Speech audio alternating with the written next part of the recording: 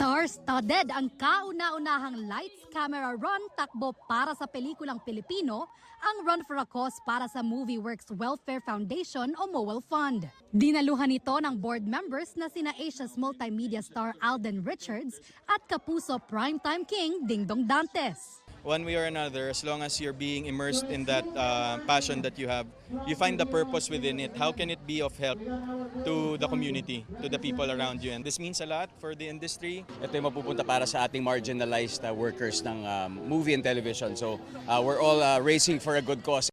All-out support din sina GMA Network Senior Vice President Attorney Annette Gozon Valdez at Sparkle First Vice President Joy Marcelo. Kahit laging on the run sa trabaho, game na nakitakbo si Barbie Forteza. May bago pa siyang achievement with her first ever 16K run. Dagdag niya nakatulong ang extra push na nakuha niya from her running buddies, kabilang na si Christopher Martin. Nakaka-motivate pag group run kayo, especially pag may pacer ka. It actually helps boost your energy, tsaka para hindi ka tumigil. Masarap kasing tumakbo ng may kasabay. Wala ko narinig na reklamo, hindi siya tumigil at all. Pati sina Superman at Darna nakitakbo rin.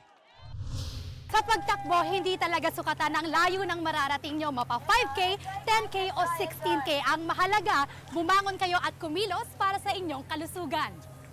Kung intimidating pa rin ang pagtakbo para sa inyo, ang running tips ng ilang Kapuso stars at personalities.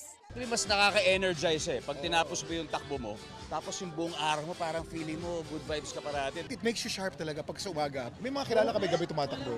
Kanya-kanya, depende. Be consistent lang sa pagtakbo. You'll get there. Merong mas mabilis palagi sa inyo, pero wag ninyong i-beat yung mas mabilis sa inyo. Just beat yourself. Run at your own pace. Sa pacing mo lang, correct. Run with a beautiful face.